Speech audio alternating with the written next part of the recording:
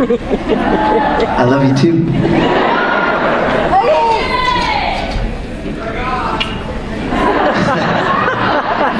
Huggies for everybody.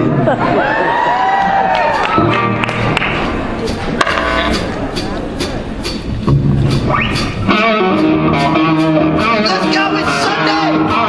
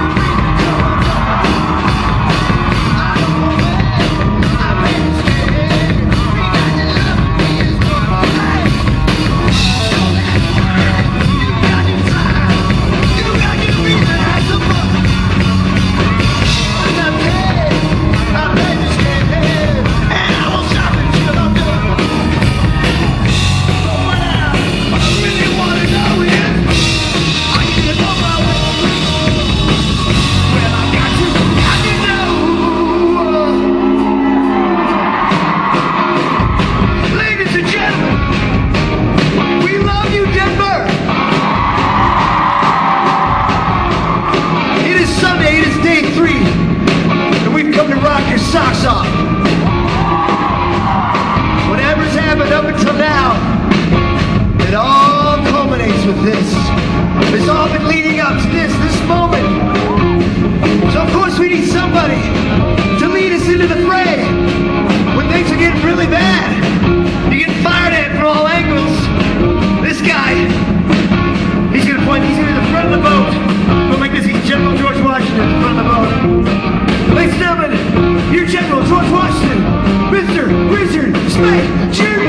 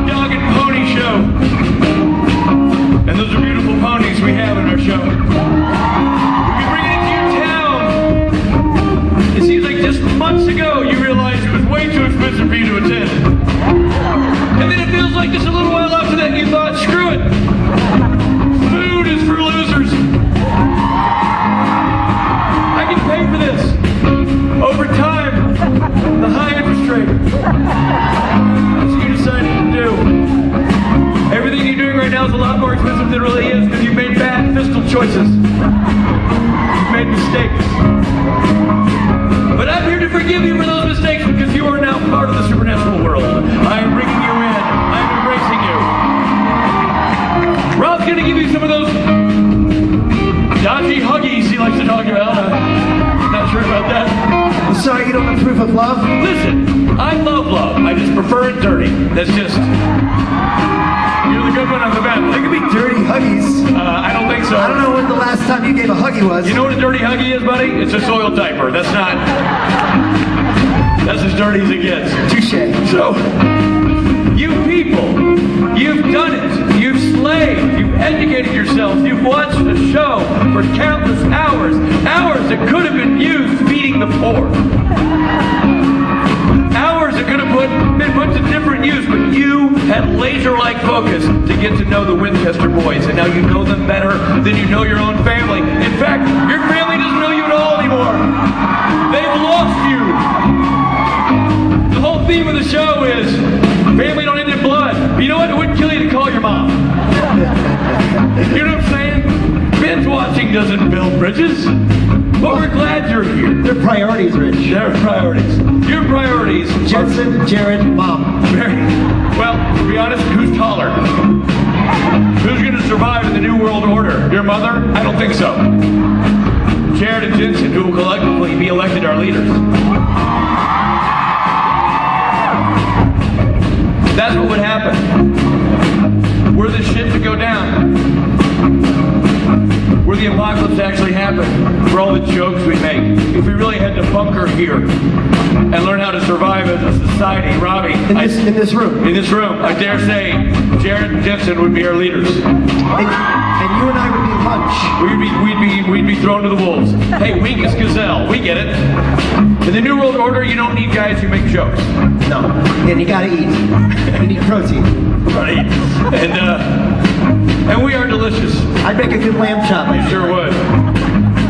I'd make a good after dinner mint. Are you people excited to be here? How's it looking in the back corners? Do people show up? Unbelievable, dude. Get yourself out there. People show up? I can't see anything. People. A lot of light.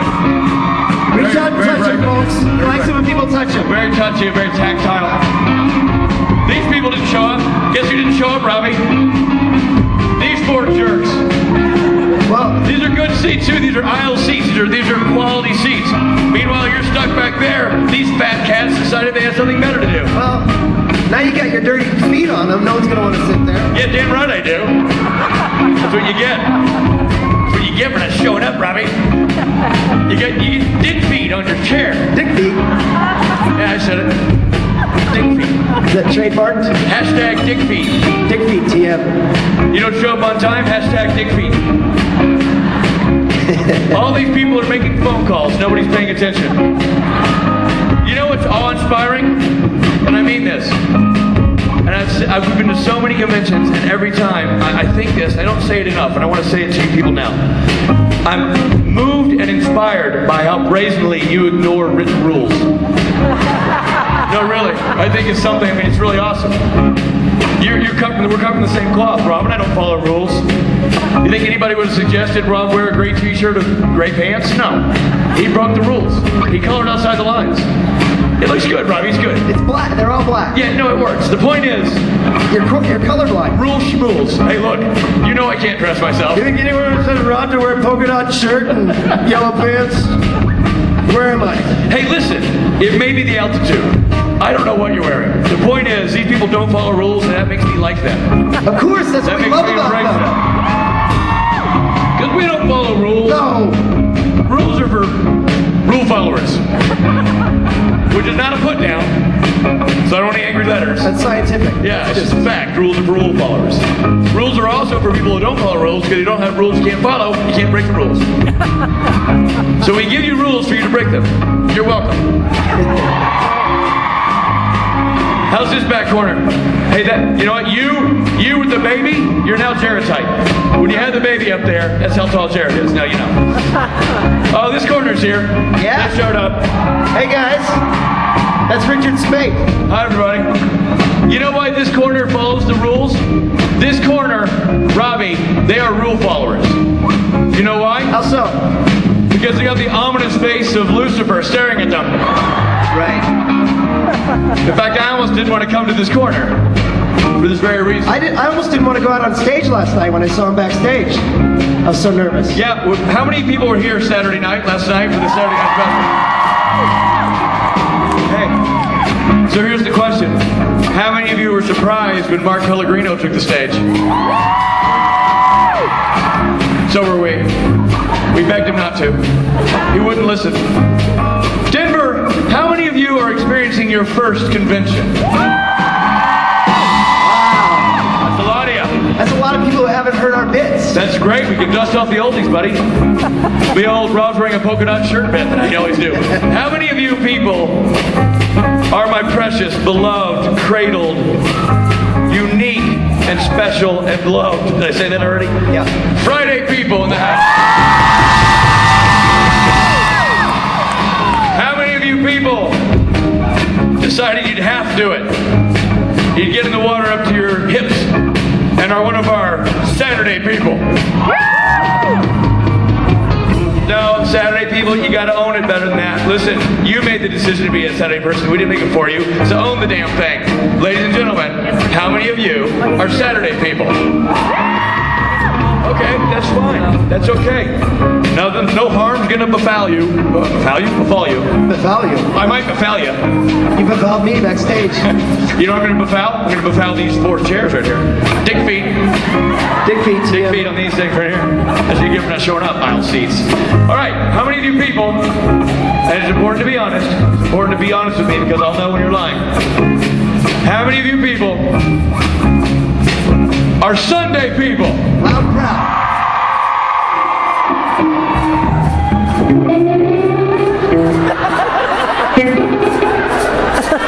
Bitch. Richard? My therapist says I have to count to 5 when I get mad. 1, 2, 3. Screw you, Sunday people. I mean, it's like, we've been here working so many days, so many hours. I'm kidding, Sunday people, we love you. Ish. We're glad you're here. Ish. You're going to have a great time at this convention, or at least the third of it you attended. We're happy you're here, Rob's happy you're here. but there's a lot that's been done. A lot's been done. So we gotta catch you up. We got to catch you up. Robbie, break it down for him. We came, we played, we screamed, we dressed up, we sang karaoke. All these things happen. Sebastian Roche, Tom O'Pinniquet, Yep. Gil and Osric, Let me tell you, Matt, Richard, and Rob. karaoke and what happened with Gil and Osric was magical. It was the first time that a cartoon character hooped a real life person out. It was magical and in several states illegal. Illegal. Last night we had a big show. Big show, Saturday Night Special last night. It all happened last night. It was epic and a really personal, incredible experience. It was a great experience. Listen, I want you to know, Sunday people, a lot of people say, Rich, you're too hard on the Sunday people.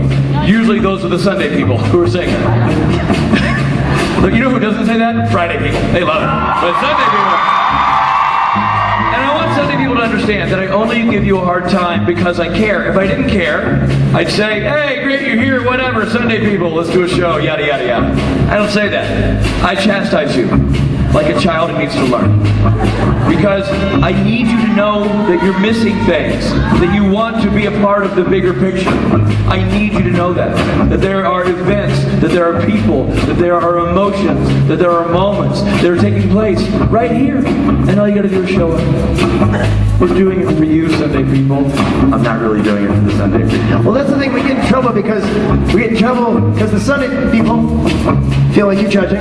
This is because I'm judging. And so last time we tried saying, you know what, we really love you Sunday people, and we were flirting with the Sunday people, and the Friday people were like, how dare you? Yeah, it was weird. Yeah, we were flirting with some Sunday people, and some Friday people showed up. We thought the Friday people were going out later. I mean, I didn't realize the bars closed so soon. They came early. And the Friday people came in, and they're like, oh, okay, all right, so this is happening.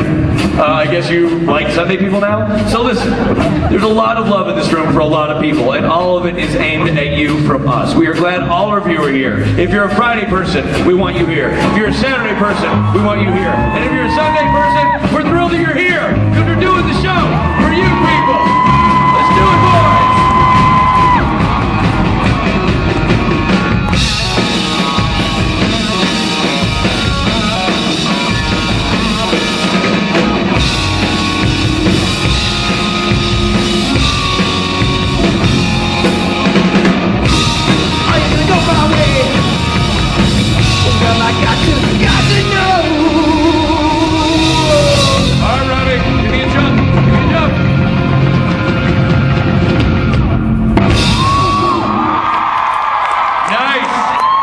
Sunday people, you know we're kidding. We're glad you're here. We're glad all of you are here. This has been an amazing weekend, Robbie. Amazing. You know what? It's like coming to a new town is really, really cool for us because we do this because we have a good time, to be totally honest. We have a great time doing this show. We have a great time traveling, and it's fun to visit cities that you know and can breathe in. Sorry. But every now and then it's nice to change it up and find yourself having heart problems in a higher town. In between songs. But no, it's awesome. It's been super cool. I will say, I speak for the boys on stage. We've been out in your town a few times. Denver's an amazing city, super cool city. And you people have been awesome. Rob and I said it was one of our favorite karaoke's in a long time. The energy was great. You guys had a blast. We had a blast. It's just been an amazing experience. So on behalf of the men on the stage, to you, thank you, Denver, for hosting us in your fair city. It's been fantastic. And now, here we are. It's Sunday. It's not like the day's over, man. It's not like In fact, the show's over. It's like a whole thing. This is like kind of what you came for, right? That's what you came for. Yeah. This is why you ponied up the big bucks. This is the climax. You didn't skip this semester of school to buy this ticket to come see these two gray-haired jackholes yuck it up. Well, maybe you did, somebody. Brown and gray. Brown and gray guys. Speaking of brown and gray, let's meet the boys in the band. I don't know if that's a bad segue. Listen, we are fortunate to have on this stage for 72 hours in a row one of the best bands touring Los Angeles at any given moment. They grace us with their presence and their musical abilities. Let's say hello and a big thank you to the boys in the band. On the drums, Mr. Stephen Norton over there, everybody. Kicking ass and taking names as always. Right now, the best dressed man on the stage, the bass player, the man who's been kissing up to Colorado since he got here, Mr. Michael Borja. He lost the baseball hat today. Dude, he lost a hat, he wore a blazer. Are you applying for a job here? Are you trying to lay roofs? What's going on over here? And playing the guitar, and I'm telling you, there's nothing this man can't do with that sixth string. He's a genius. Billy Moran over there, everybody. And of course, their heartfelt frontman, lyricist extraordinaire, fantastic musician, great actor, and my best buddy, Mr. Rob Benedict over there. Been a heck of a show, Robbie. It's been great, man. It's been really great. Yeah, I mean, it's been one of those, you never know. You go into a city, the energy's always different. I love the vibe of this room, too. Like, it's a very cozy room, and you guys fill it, and you're so loud, and we love that so much. It's been great. There's a lot of great energy here. It's been great. It's been super cool, super fun to be a part of this whole thing, so thank you. You know what I'm going to do right now? We're going to do the awkward look at Check to see? Yeah. I'd like to say, as you're looking, if you can look and hear at the same time. I can't. I love that. Right before I came on stage, I said, is it cool I'm wearing a t-shirt? Because I brought a long-sleeve shirt. And you're like, wear a t-shirt, man. It's Sunday. That's what you said. Those are your words. Listen. Since we've been on stage, you've made fun of my t-shirts more than once. Okay. You're like, What was the second time? There was the polka dot. Yeah, I remember that. Well, just now you just said, like, well, Mike's the best dressed one on the city. No. Somebody decided to wear a jacket. Wait a minute. Now you're fighting with Mike. Now you're picking at Mike. No, Mike. Don't bring Mike into our marriage. I'm not. Sorry, Mike. I never meant to bring you. Listen, Rob, you look great in the t-shirt. You're a good-looking dude. I'm jealous. Let's get over it. I'm also jealous of this next guy because he's a big mofo and a fantastic actor and a lovely man, and you get to have him, Denver, Colorado. Ladies and gentlemen, bring to the stage Mr. Mark Pellegrino.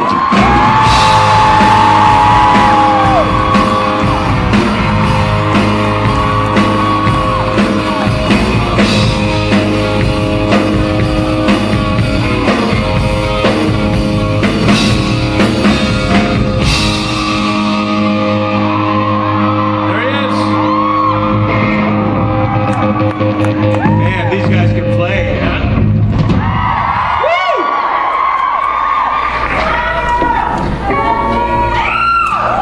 Woo! You see how we're quiet? That's because we're all afraid of Mark. He makes us nervous. Be kind. I have such a bad reputation. I don't consider myself the kind of person that should quiet a room when I walk in. If that's what you think, sir. I agree. I also think that. What have I done to inspire this kind of reputation? Well, you played Satan for one. And you killed me. I did, didn't I? Yeah. Shit happens. Ladies and gentlemen, Mark Pellegrino. It is really bright. Those are floods. It's right? That's what it feels like, a truck or a train coming right at you. And just little silhouettes of heads out there. Laughing. Saying you're about to die. Yeah, man, I like to have intimate Q&As. Have you guys heard that? Do I have a reputation for intimate Q&As? Not that intimate, but... I like to see you guys. Is there any way we can bring up the house lights so I can see the faces of the lovely supernatural family? Yeah, man. Come on, this is a family reunion. I want to see my cousins and my bros and my sisters. That's better. For me, is it better for you? Or does it freak you out that now I can see you?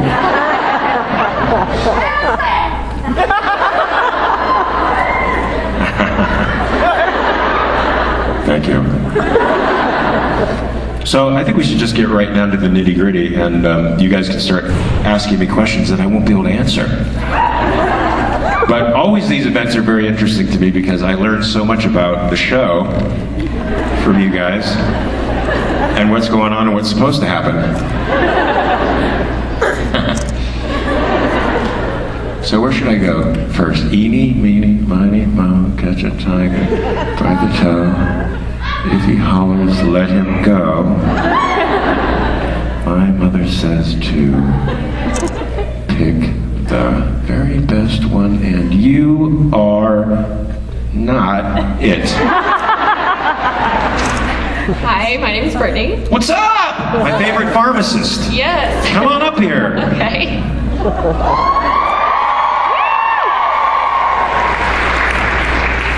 How's he doing? Good. Awesome.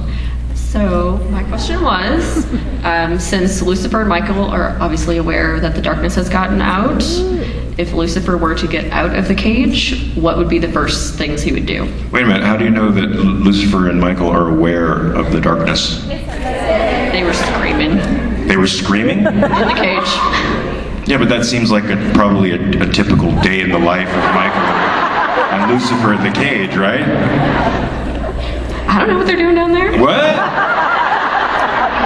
You do know what they're doing down there. No. You guys went there. I didn't. I suggested.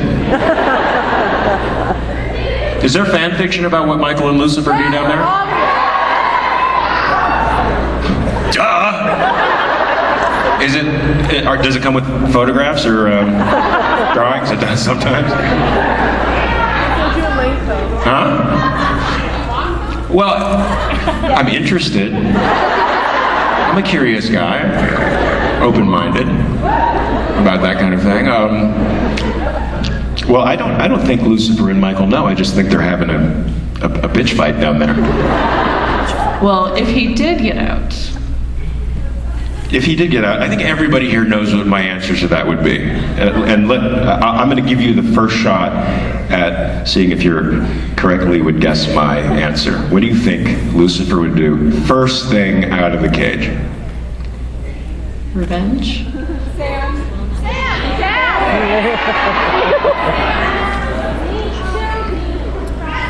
Kill Dean? Wow, the hostility. Kill Dean?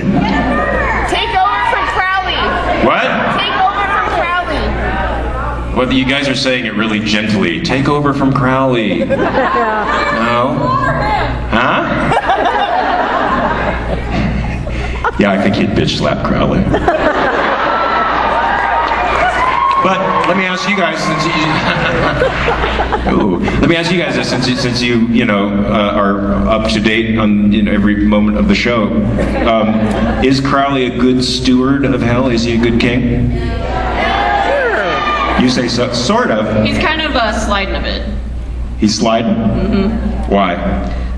Because Rowena is trying to usurp him. That's his mom? Yeah. She's trying to usurp him, so she's trying to become the queen of hell? Yeah. Don't we all? That's what I love about the show. There's daddy issues, there's mommy issues, there's brother issues. Everybody's got issues. It's so like us.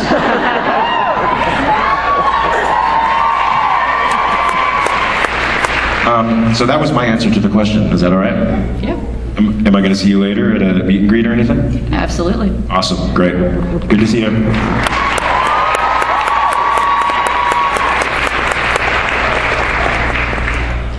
Hi, I was just wondering how much of the way that you played Lucifer came down to what the director and the writers wanted versus how you wanted to play that character? That's a good question, actually. I don't think that an actor can do more than is suggested in the script. Well, you can sometimes bring more to something, you know, but you have to. It has to be there in essence, right? Didn't Michelangelo say that David was in the piece of marble? He sees the piece of completed art in the rock. Well, they wrote Lucifer that way. They wrote him first as every man, and then as a rather gregarious and mischievous character who enjoyed his job. And so in essence, I'm saying they did it. Yeah, they wrote that character, and I hope I did justice to him because they wrote him really well, and he's really funny. I like Lucifer. I'm very fond of him. He's one of my favorite characters. What about you? What do you think? How much do you think the actor contributes to the process? I think a lot of the way Lucifer came off came more down to you, I feel, because Lucifer kind of scared the hell out of me, and you're very good at doing that. Well, wait a minute, Lucifer was actually nice, and he was apologetic when he was killing lots of people. Did that connect you to him in some way? When he's burying the bodies of the women and children, saying, I know, it's horrible. Women and children first. I mean, that's what made him so interesting.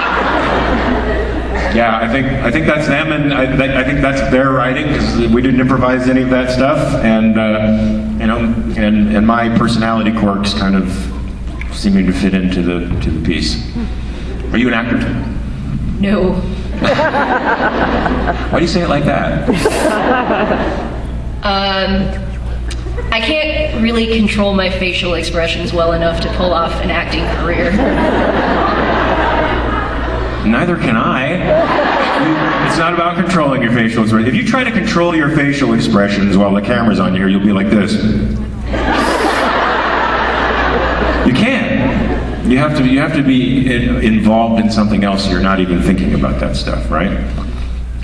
I'd get entirely too nervous. I don't like that much attention on me. Come here.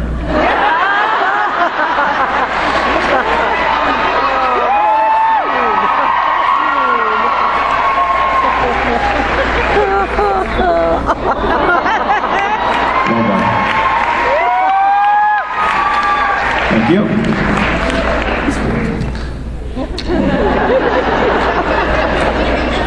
So, I haven't taught acting in a long. What happened? My fly down? Huh? Look at what I do to people. And I hugged her. I gave her a token of my infection. And she ran. What do you think this is going to do to my self-esteem?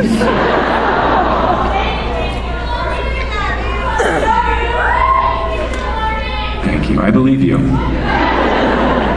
You want Lucifer back?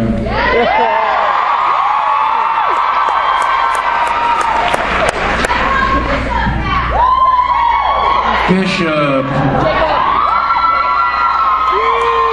I miss Bishop. Jacob was the evil character. He was evil. Didn't you find him evil? I used to sit there across from Titus Welliver, who played the Man in Black, and listen to his words. Yeah, Titus, he's awesome. I'd listen to his words and say, I like what he's saying. Is there any way we could switch parts? That is when I could hear him. Half the time I couldn't hear him. Bishop's emotional? He was emotional. You know why I think he was emotional? Just look at his hair. Wouldn't you be emotional if your hair were like that? What? Really?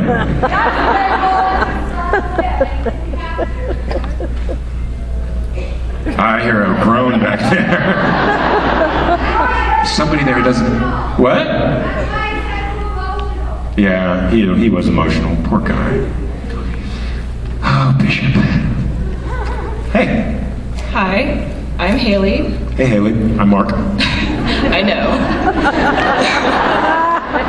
So I was wondering if Lucifer were to lose his grace entirely and was 100% human, what do you think his main struggles with humanity would be?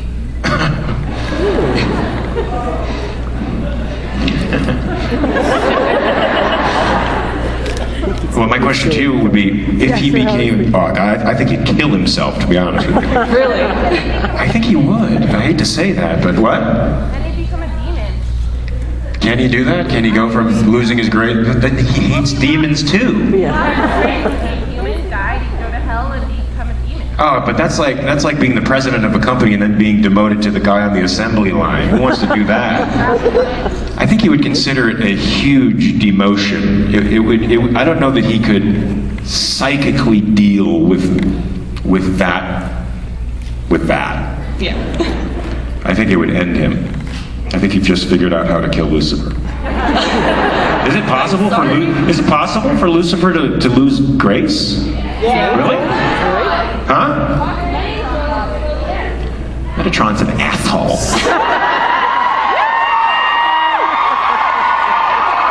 I don't even know who Metatron is. Bag of dicks. He's a bag of dicks. I'm not going there again. Was that your question? Your only question? Yeah, thanks. That was good. Thank you. I feel like I answered it. You guys don't understand how rare that is. Hi, my question's actually about Nick. About Nick. Yes. I was wondering if, at any point, if you think Nick was aware of what Lucifer was doing, and if he possibly regretted his decision to let him in. I think once the angel takes over, he has no control over it. I don't think he has any amount of his personality, or at least it wasn't written that way. So I'm assuming that's my Bible, that's my Bible, that's my template. And they didn't write in there that Nick is resurfacing or in some way aware of the terrible things that he's doing. I think he gave himself over. I think Nick's soul is gone. Nick's soul is gone. You actually answered it. Well, I did. It's the second one. Yeah, but I noticed that you guys said awe when I said Nick's soul was gone. I mean, where does it go when you renounce God and embrace the devil? I think you go to hell. Right? Is that the way the story goes? Poor Nick. But he did it willingly. I mean, that's the thing that I like about Lucifer. He doesn't fool you, right? He doesn't lie to you. You enter into a contract with him knowing full well what you're getting into. So Lucifer's honest, right? If he's anything, huh? Right? Assholes. Hey. Hi. Okay, so there's kind of like rumors going around that Lucifer's going to come back in season 11. I've been hearing these things and I've been reading these things. So I just kind of want to know what your thoughts are on all of that, and if you would like to come back. I want to know stuff. Spoilers!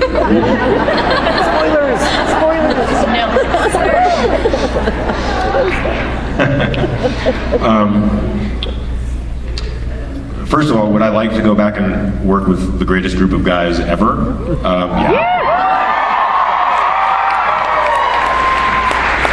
They seriously are a joy to work with. Just a really great group of guys. Now, whether that means that that's going to happen for me in season 11, no clue. No idea. But then again, I could be lying. Nah. You said Lucifer. But maybe I'm telling the truth. See, this isn't fair. No, Oh, that was so sad the way you said that. I'm sorry. It's okay. I still. I wish I could give you an actual positive yes. I wish I could say yes, but I can't. It's not in my knowledge wheelhouse. Well, but now we know it's a possibility, so kind of. What? Well, now we know it's kind of a possibility. So How so? I don't know. I'm full of it. You were just trying to do something there, weren't you? Maybe.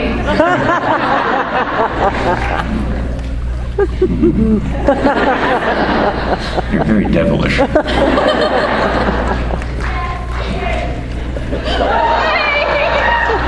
Is that a good thing? Awesome. Hi, how are you? Hey, how are you? Good, thank you. My question is about The Returned.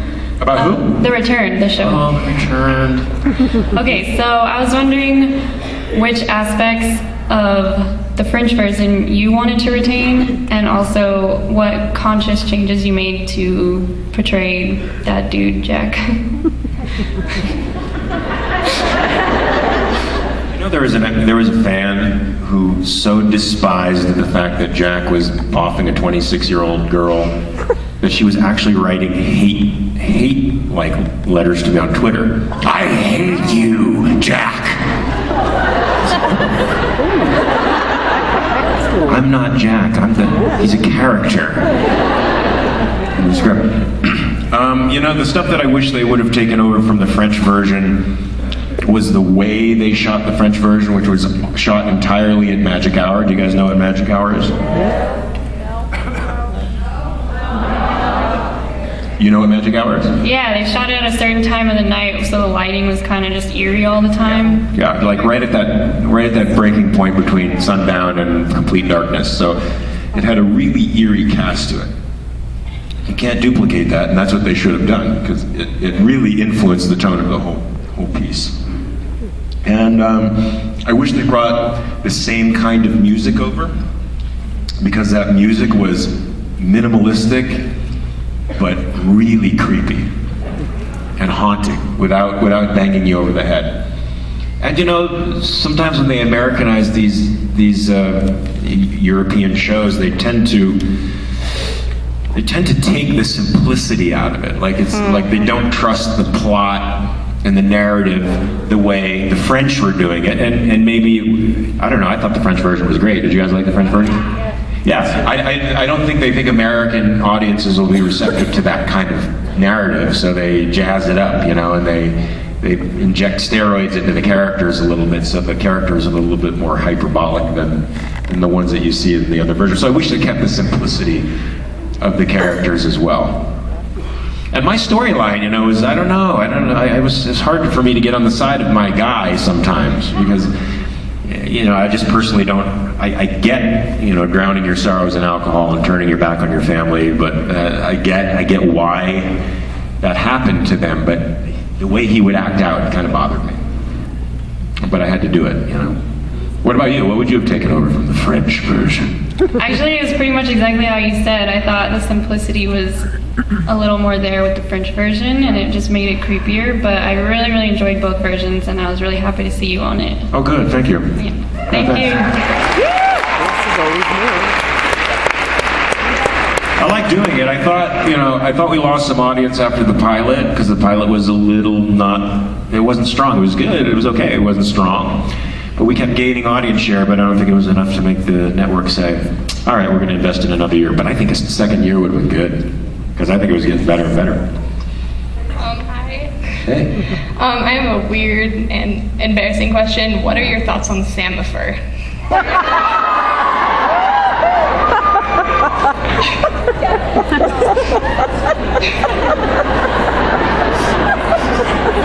You know, let me just make sure I understand you. Is this some kind of love union between Sam and Lucifer? Yeah. Like not just brotherly love, but like romantic love? Yeah. Hey, there are worse people to be attracted to.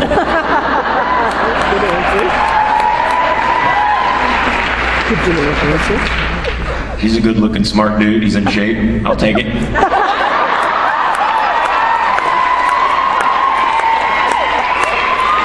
I'm kidding.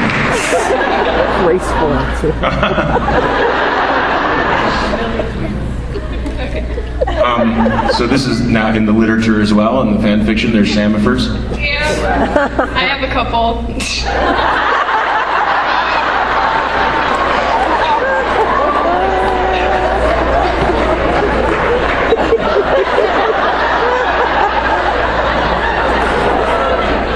Wait a minute. What do you mean you have a couple?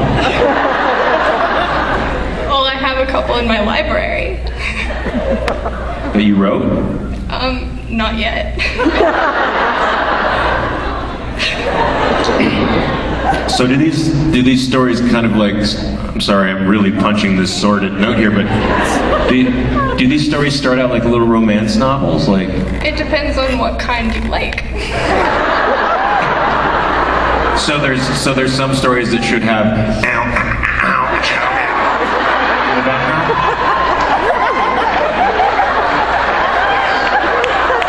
Let me just ask you this question. In your two stories, who's on top?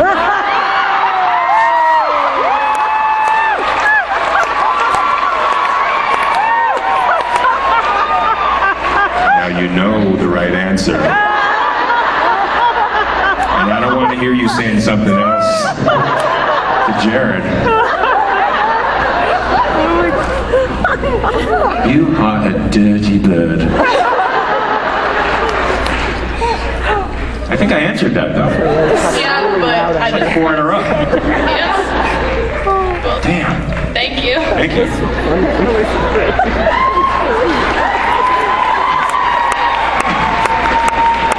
Something I learned, which you'd think I'd know since I'm, 50 and used to drinking, that drinking at high altitude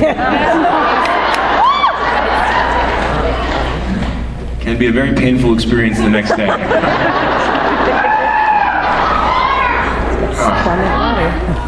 Yeah, water. I've been doing it.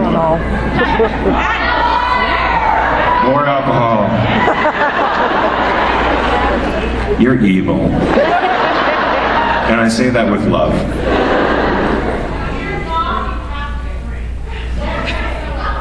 Yeah, I get it. I'm a parent, I understand.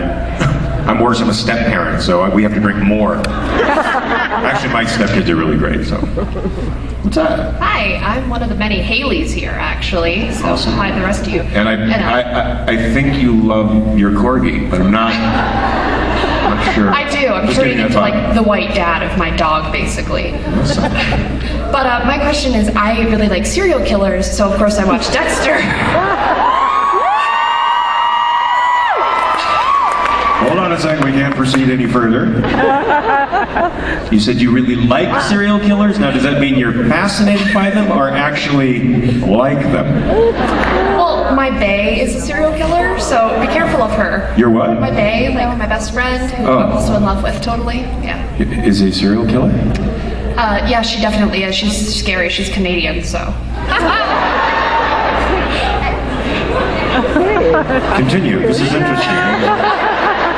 I want to see where this is going. Well, anyways, I wanted to know what your experience on the set of Dexter was like.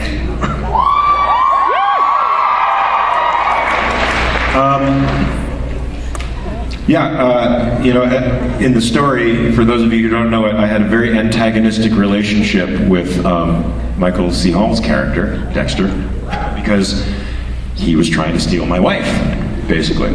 And that, it's weird that relationship kind of carried over into our off-camera lives for about 2 weeks. He kind of thought I didn't like him, and I thought he didn't like me, and we always avoided each other at craft service. You know, when you're doing acting work, you spend more time kind of hanging out, waiting to act, than you do actually acting. So whenever I'd see him at craft, I'd kind of go this way, and he'd kind of go that way. And then one day, after a couple of weeks of some of our most violent stuff, where I go to punch him in the face, and I think it was after that scene, actually. I almost hit him like 3 times by accident. That would have sealed it. we found ourselves together at the craft service, you know, the place you eat your crappy snacks, and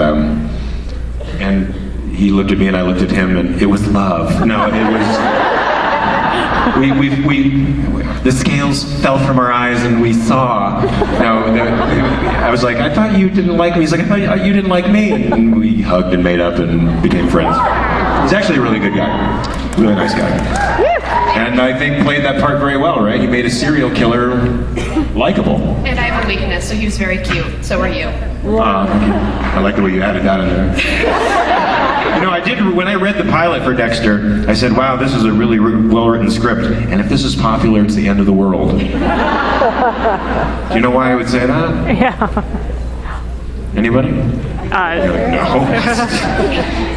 No, I thought making a serial killer a hero was the beginning of the end for us.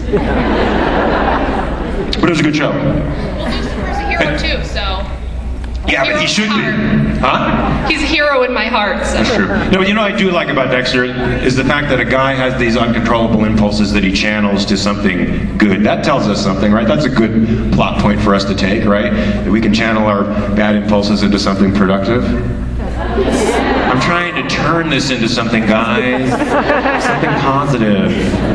Woo! That's good. I don't know what I'm supposed to respond What's to. your corgi's name? Her name's Cassie. Tell Cassie I said hi. Okay. She's gonna love hearing that from Satan. Oh, awesome. And tell your serial killer Canadian friend that I said whatever it is you say to a serial killer. I don't In her know. case, it's bonjour, but. Okay. Oh, bonjour?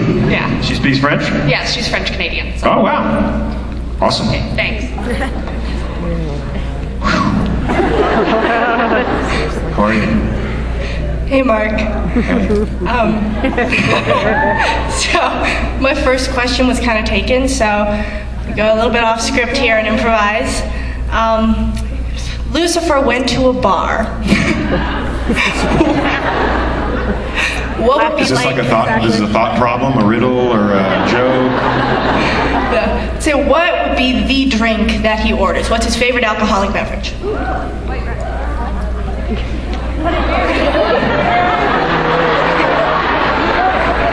I think he likes a good glass of Chablis with an ice cube in it.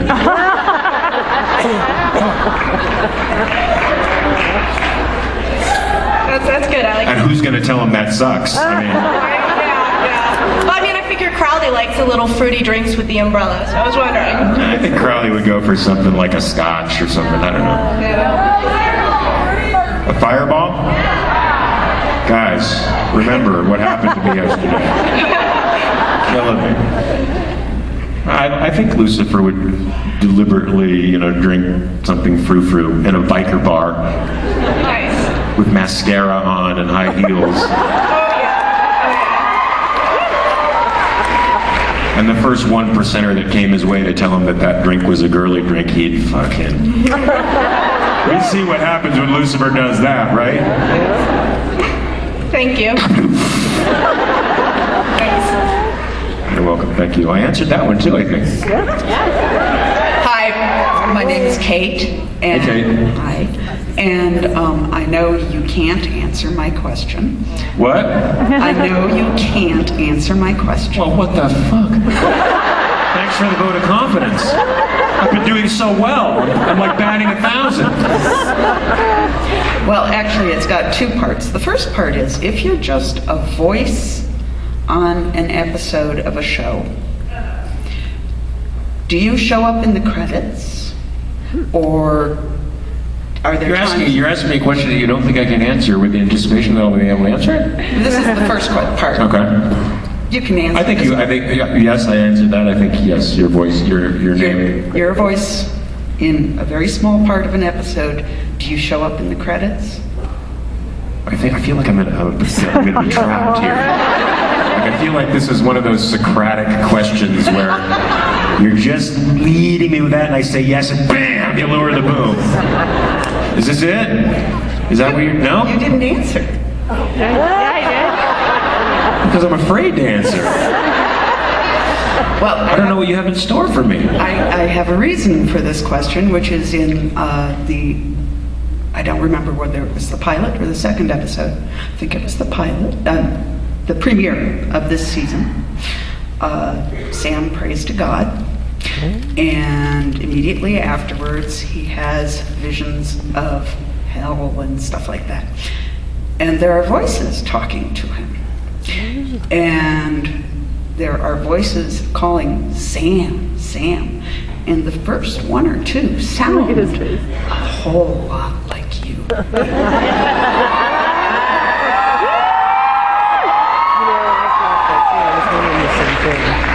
And I'm not the only one. I know what you're getting at. I'm not the only one. Somebody else I've seen on the internet thought the same thing. So it's not just... It's possible that, since I haven't gone in and recorded anything, like a voiceover, which is what they would do, it's possible that they used an old track or something like that from an old show. We've heard this one before. And... Man. Are you saying that I'm lying? There have been numerous occasions this season where things got spoken and certain stars have said, no, no, no, no. Matt, yes, Matt, a lying liar who lies. What a bastard. He was good in that episode. Yep. But anyway, I was just trying to figure out if I could figure. In all honesty, I swear to the baby Jesus, I've not done it. I have not done any voiceover. Okay. And I don't know what you're talking about, but I know you guys do. And nobody's called me into a studio to say Sam. Okay. No. Okay. Thank you.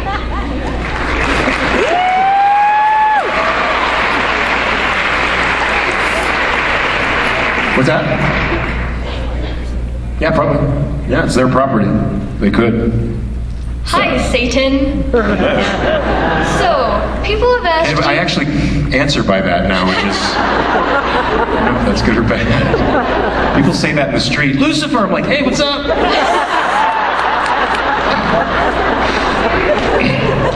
So, people have asked you before if it hurt when you fell from heaven. So, did it hurt when you fell back into the pit? Why did you guys do that?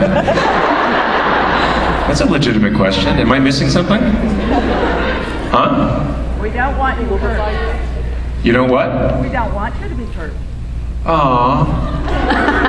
Yes, it hurt. Are you sure? Yeah. Right. Right? Satan's got feelings. Are you sure Michael didn't break your fall?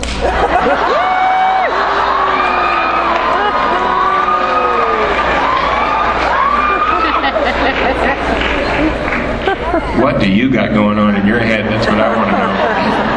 I didn't mean it that way. I know you didn't. I did though. I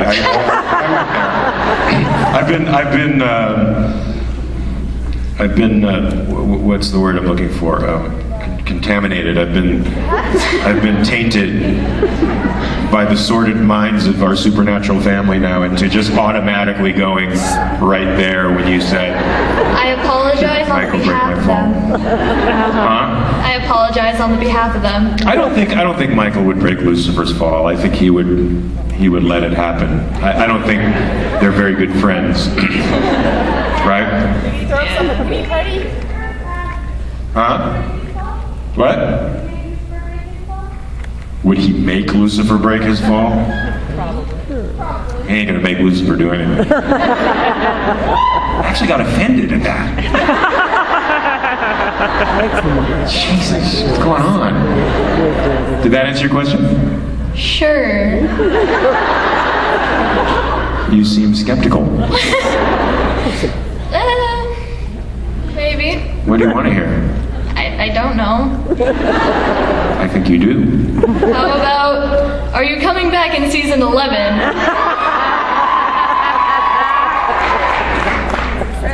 people want to know this. Yes, they do. I want to know it. I don't know. And I do want to know. I think the right person to be asking this question to is Jeremy Carver. And I think you should go on a campaign and say, look, Jeremy, the story needs Lucifer.